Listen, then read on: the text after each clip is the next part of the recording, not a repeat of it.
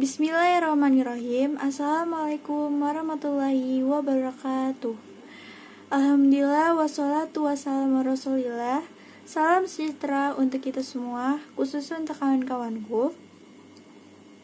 Marilah kita ucapkan atas nikmat kesehatan dan kesempatan yang Allah SWT berikan kepada kita. Pada kesempatan kali ini, izinkan kelompok 14 menyampaikan materi presentasi yang berjudul Meneladani dakwah Rasulullah SAW periode Mekah. Yuk kita simak videonya. Meneladani dakwah Rasulullah SAW periode Mekah. Berikut adalah kompetisi dasar dan tujuan pembelajaran ini.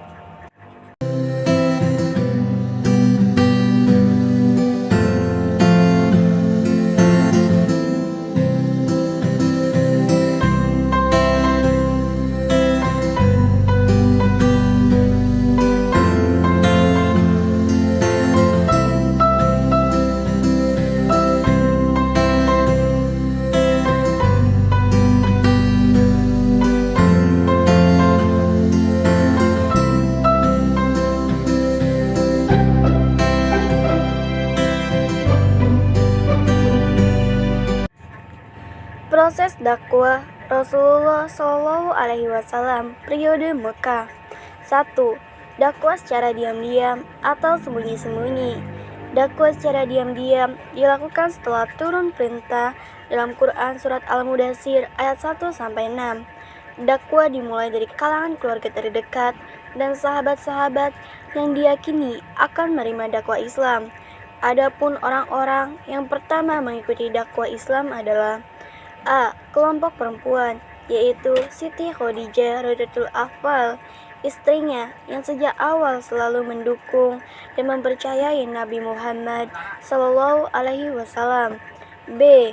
Kelompok laki-laki dewasa, yaitu Abu Bakar As-Siddiq radhiyallahu anhu, sahabatnya, kemudian Zaid bin Haritsah, kemudian masuk Islam pula Utsman bin Affan, Talha, Abu Ubadah bin Jarrah, Zubair bin Awam, Sa'ad bin Waqqas, Arkam, dan Abdurrahman bin Auf. Mereka itulah yang disebut as-sabiqunal awalun. C. Kelompok anak-anak, yaitu Ali bin Abi Thalib, saudara sepupu Rasulullah SAW. Dakwah di kalangan keluarga. Setelah turun Quran surat Asy-Syura ayat 214 yang berbunyi, A'udzu billahi minas syaitonir rajim. Bismillahirrahmanirrahim.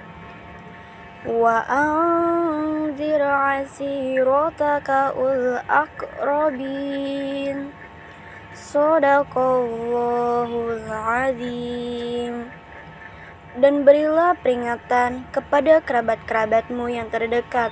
Quran Surat Asy-Syura ayat 214.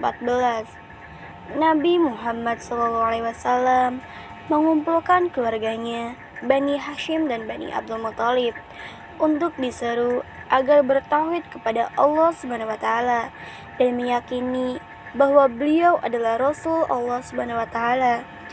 Sebagian dari mereka ada yang menerima, menolak dengan kasar, dan ada pula yang menolak dengan lembut. Dakwah secara terang-terangan. Setelah kurang lebih 3 tahun berdakwah secara diam-diam dilakukan, turunlah Quran surat Al-Hijr ayat 94 yang berbunyi, A'udzu billahi minas syaitonir rajim. Bismillahirrahmanirrahim. Fa'ushda' bima tu'mar wa a'rid 'anil musyrikin. Shadaqallahul 'adzim. Maka sampaikanlah olehmu secara terang-terangan segala apa yang diperintahkan kepadamu, dan berpalinglah dari orang-orang yang musyrik. Quran Surat Al-Hijr ayat 94. Dakwah secara terang-terangan dilakukan dengan cara menyeru dari Bukit Safa. Setelah orang berkumpul, Rasulullah Shallallahu Alaihi Wasallam bertanya kepada mereka, "Bagaimana jika aku memberitahukan kepada kalian semua tentang sesuatu? Apa kalian akan mendustakanku?" Mereka menjawab, "Kami belum pernah melihat engkau melakukan kebohongan." Setelah itu, beliau bersabda, "Selamatkanlah diri kalian dari siksa api neraka, dan sesungguhnya aku memberi peringatan kepada kalian dari siksa yang sangat pedih." Substansi dakwah Rasulullah Shallallahu Alaihi Wasallam periode Mekah. 1. Dakwah yang pertama dilakukan oleh Rasulullah Shallallahu Alaihi Wasallam adalah masalah yang berkaitan dengan tauhid. 2. Penerapan akhlakul karimah. 3. Menggalang persaudaraan dan persatuan sesama muslim dan bersikap tegas terhadap orang kafir. 4. Menebar kasih sayang dan menghindari peperangan. 5. Meleburkan kepentingan diri pribadi ke dalam kepentingan umum. Strategi dakwah Rasulullah Shallallahu Alaihi Wasallam periode Mekah. Adapun strategi dakwah yang dilakukan seperti yang dijelaskan dalam Quran Surat An-Nahl ayat 123 adalah sebagai berikut. 1. Hikmah. Maksudnya, Rasulullah Shallallahu Alaihi Wasallam menggunakan metodologi dakwah sesuai objeknya. 2. Mauizah hasanah. Dakwah ini banyak dilakukan oleh Rasulullah Shallallahu Alaihi Wasallam terhadap kaum muslimin sendiri. 3. Mujadalah. Metode ini diterapkan oleh Rasulullah Shallallahu Alaihi Wasallam dalam berdakwah terhadap kaum cendekiawan, yaitu melalui dialog atau berdebat yang baik. 4. Tabasyir dan tanzir, yaitu dengan cara memberi kabar gembira bagi yang mau beriman dan beramal soleh, serta ancaman bagi yang ingkar terhadap kebenaran. 5. Targhib dan tarhib.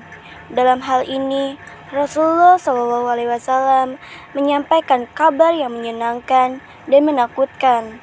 5. Al-wadu dan al-waid, yaitu memberitahu adanya janji-janji dan ancaman Allah SWT. Faktor-faktor sosial yang memengaruhi dakwah Rasulullah Shallallahu Alaihi Wasallam periode Mekah. 1. Aspek ideologis. 2. Aspek sosial. 3. Aspek ekonomi. 4. Aspek politik. Meneladani strategi dakwah Rasulullah periode Mekah dalam konteks keindonesiaan dan globalisasi. 1. Quran Surat Al-Baqarah ayat 256 yang berbunyi, A'udzu billahi minas syaitonir rajim. Bismillahirrahmanirrahim. La ikraha fid din. Qad tabayyana ar-rusdu minal ghayy. Faman yakfur bit-taghuti wa yu'min billahi faqad istamsaka bil urwatil wusqa la infisama laha. Wallahu sami'un alim. Shadaqallahul azim. Tidak ada paksaan untuk memasuki agama Islam. Sesungguhnya telah jelas jalan yang benar daripada jalan yang sesat. Karena itu, barang siapa yang ingkar kepada taghut dan beriman kepada Allah, maka sesungguhnya ia telah berpegang kepada buhul tali yang amat kuat yang tidak akan putus, dan Allah Maha Mendengar lagi Maha Mengetahui. Quran Surat Al-Baqarah ayat 256. 2. Quran Surat Al-Kafirun ayat 6. A'udzu billahi minas syaitonir rajim. Bismillahirrahmanirrahim. Lakum dinukum waliyadin. Sadaqallahul azim. Untukmu agamamu, dan untukkulah agamaku. Quran Surat Al-Kafirun ayat 6. 3. Quran Surat An-Nahl ayat 125. A'udzu billahi minas syaitonir rajim.